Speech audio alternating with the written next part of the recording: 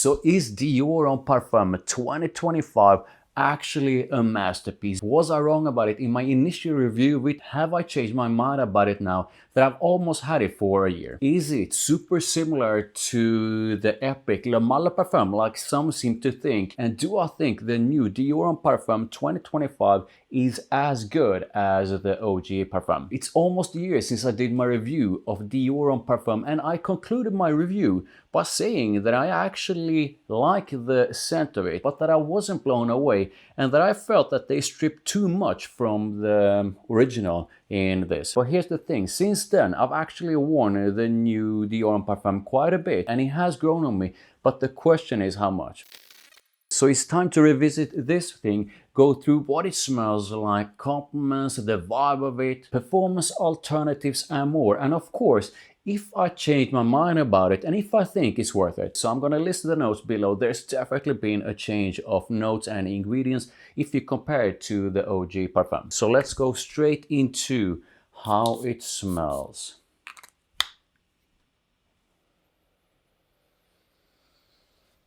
Okay, so right away I'm getting the iris, and right away I'm thinking Dior Homme when I smell this. It does have that classic sort of a signature Dior Homme DNA, or at least feel. I'm definitely getting the iris right away, and I do feel there are nuances or sort of layers to the iris in Parfum. And here's the thing, I can't remember if I picked up on it when I did my initial review of it, and that is that I'm actually getting a bit of sweetness together with the powderiness in the opening. And whereas the original packs more of a punch pretty much right away after you spray it on, I do feel that the new Dior Homme Parfum 2025 has a more sort of a dusty powderiness to it together with a bit of sweetness. The OG Parfum definitely has more depth and weight to it right away in the opening. And like just a few minutes into it, I'm picking up on a soft kind of spiciness. The whole thing, at least to my nose, gets a bit more sort of a sweet. As it nears the heart of it, the whole thing starts to get quite ambery. And this is where I understand those who are saying that the Dior Homme Parfum 2025 reminds them of the epic Le Male Le Parfum. Perhaps a better way to describe that is that if you took Le Male Le Parfum and really sort of stripped most of the vanilla from it, so like something sort of a softly vanilla-ish together with quite a potent dose of powderiness, and the whole thing is ambery and a bit sweet. But with that said, these two are definitely not the same. Le Male Le Parfum has that fantastic mix of quite a prominent dose of vanilla. It's not as powdery as Dior Homme Parfum, and it also has a very prominent dose of lavender, and that lavender basically brings the whole thing a fantastic sort of a contrast. You don't get that vanilla in here, and you also do not get that lavender. But with that said, Dior Homme Parfum could almost have been released like a flanker to Le Male Le Parfum. By the way, Jean Paul Gaultier, we really do need a flanker to Le Male Le Parfum. And the more Dior Homme Parfum starts to move into the dry down, the more I feel the whole thing starts to shift at least a little bit away from the powderiness and instead going into something that is more ambery and woody. So Dior Homme Parfum 2025 is quite intensely ambery in the dry down and also quite woody in a smooth way. It's still a bit powdery, it's definitely still a bit sweet, but I do feel that initial quite prominent dose of powderiness has softened up quite a bit in the dry down. So in a way, Dior Homme Parfum 2025 could be summed up as a powder fragrance that's ambery and woody with a bit of sweetness, and where the powderiness is a bit more of the sort of a lighter and dustier kind, rather than something that is super thick powdery, if that makes sense. And that is actually one of the biggest differences if you compare it with the original Dior Homme Parfum. The OG right away from the opening through to the dry down is intensely powdery, and not only intensely powdery, but the powderiness, at least to my nose, and that's really why I love it so much, the powderiness of it is not only intense but quite rich and thick. This thing right here, the OG Dior Homme Parfum, is definitely not a discreet kind of powderiness. So the powderiness of it is right in your face. It's a rich, thick and very, very noticeable. Dior Homme Parfum 2025 has definitely made the powderiness a lot sort of a thinner. It's still definitely noticeable. This definitely has a very prominent dose of powderiness, but the powderiness is nowhere near as rich, thick and intense as the OG. So both of these are powdery and woody, but I do feel that whereas Dior Homme Parfum is more intensely woody and powdery, they sort of toned down the powderiness of the OG and instead made the new one less intensely powdery and instead more ambery. This thing right here is definitely a more discreet and sort of a minimalistic version of the OG. And I mean, when you wear these two, the difference is so clear. When this thing hits the dry down, it definitely focuses more on something that is ambery and woody. Whereas when you spray on Dior Homme Parfum or the OG Dior Homme Intense, you are, from the opening through to the dry down, you have this magnificent scent cloud around you that's intensely powdery. And while I actually like Dior Homme Parfum 2025 more now than when I did my initial review of it, that's a key difference that I actually miss in the new one. This, when I spray it on, I can clearly, all the time, from the opening through to the dry down, pick up on that epic powderiness. The new one in the dry down, it makes me want to spray it on again simply because I want more of that iris. That's not to say this one in the dry down is bad, but the main star in Dior Homme Parfum and the Intense is definitely not the main star in the new one. I know some feel Dior Homme Parfum 2025 is quite similar to Armani Code Parfum, and while there are a few similarities, I do not feel they are the same. Armani Code Parfum's vanilla and the freshness of it and the sort of airiness of it really does not exist in Dior Homme Parfum 2025. So let's quickly go through compliments and mass appeal. This is definitely a compliment getting kind of scent. It is a bit less noticeable if you compare it to the OG Dior Homme Parfum and to Dior Homme Intense. But when people get a whiff of Dior Homme Parfum, they usually think it smells really good. I've had quite a few compliments while wearing Dior Homme Parfum 2025.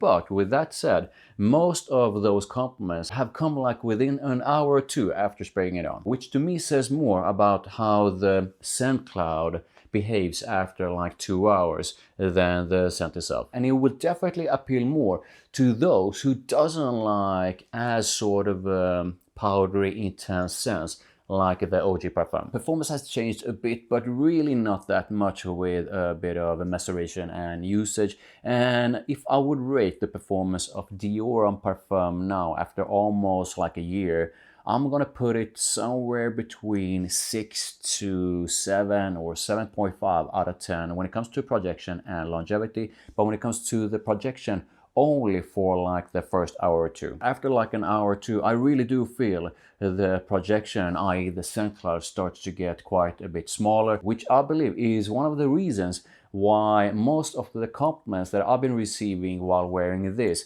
have been within like an hour or two after spraying it on. The vibe here to me is definitely a mix of something classy and elegant with a bit of sexiness. Something sort of equally classy and elegant and sexy. So what are my thoughts on usage, so like seasons and occasions?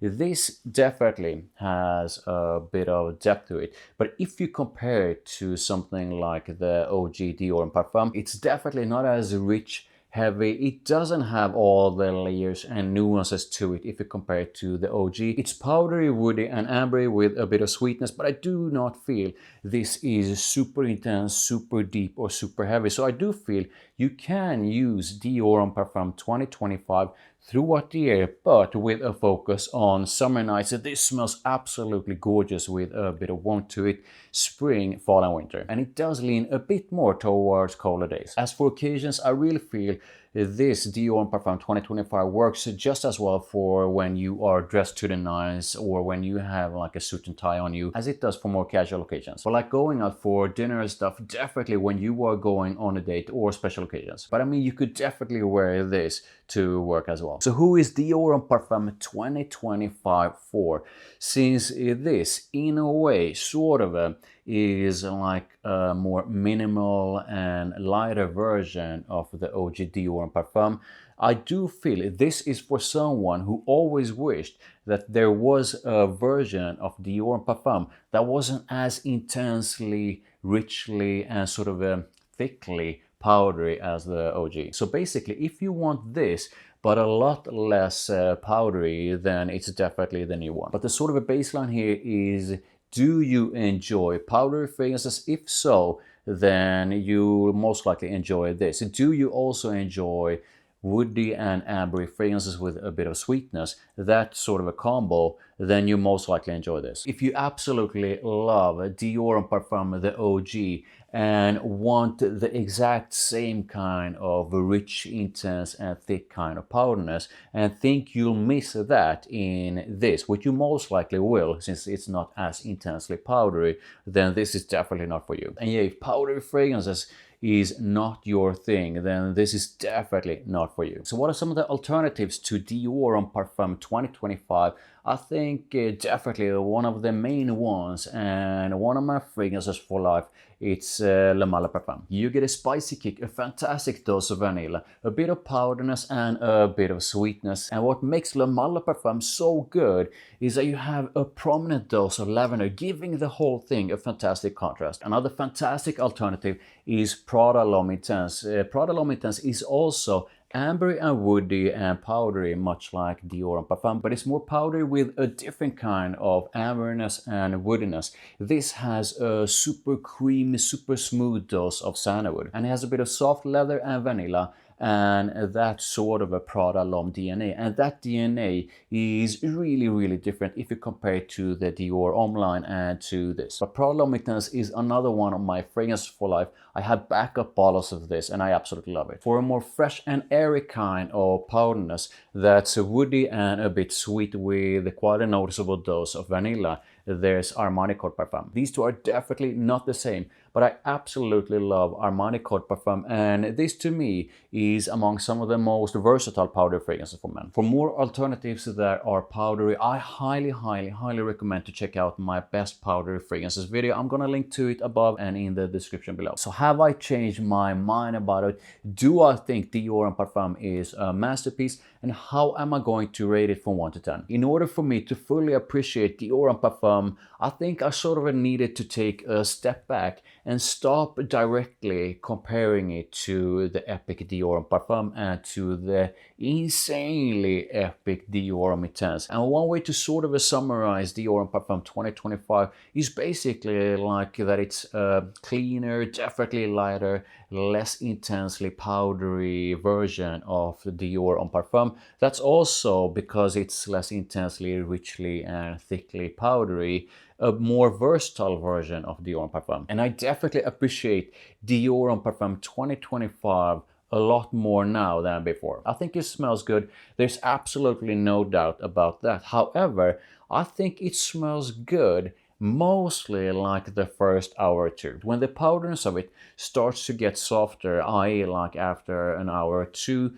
I do feel it loses a lot of its personality. And that's really one of the key differences if you compare these two. When you spray on the OG Dior Homme Parfum, you have this intense, richly and sort of thickly powdery scent cloud around you that really does not let you go. I absolutely love that this, when I spray on this and the OG Dior Homme Intense, the scent cloud around me, to me, is constantly noticeable. This smells really good, but I'm not getting the same kind of intense experience, the same kind of noticeable scent cloud, and the same kind of powderness with the new one. This actually starts to wear off and become a lot less noticeable like an hour or two into it, at least to me. So that's actually something I gotta remove points for. And even though it does last longer than I initially thought, it's not a strong fragrance. I do like the scent of it. That's basically why I actually managed to put quite a dent to it. However, I do feel that what I do enjoy the most starts to disappear in quite a noticeable way a bit too soon. Rating this one is a tough one because I do feel the scent actually has quite a lot of potential, but like I previously mentioned a few times, I do feel that the best part of it really doesn't last that long. So with this one, I really feel the need to start spraying it again after like an hour or two, just to get more of what I really enjoy. And even though I'm trying not to compare it directly to the OG Parfum, I really can't stop thinking about what this could have been if they would have kept a bit more of that sort of a more intensely powdery DNA of the OG. But with that said, I actually feel this ain't a bad one, but I don't like that I gotta spray it on like after an hour or two to get more of what I enjoy. And I do not like that this starts to lose what I feel is some of the best parts a bit too soon. And I also wish the performance would have been better. So with that said, this in the opening through to the sort of a mids and a bit into the dry run is actually like worth 7.5. But overall, the overall scent is somewhere between 6.5 and 7. Somewhere sort of around that. So to answer the question that I initially asked in this video, was I wrong about Dior Homme Parfum 2025? And do I think it's a masterpiece? So no, I do not think it's a masterpiece. I do feel this lacks something, but I definitely enjoy wearing this a lot more nowadays. And I still don't think it's a bad fragrance. And yeah, it's definitely not as epic as the OG or Dior Homme Intense. So I want to know how you feel about Dior Homme Parfum 2025. And if you compare how you feel about it now to back when it was released, have you changed your mind about it? Do you really enjoy Dior Homme Parfum? Do you think it's a bad fragrance? And how would you rate it from 1 to 10? Let me know in the comments. Please drop a like and subscribe for more. And make sure you check out my other fragrance videos over there. And I'll see you on the next one.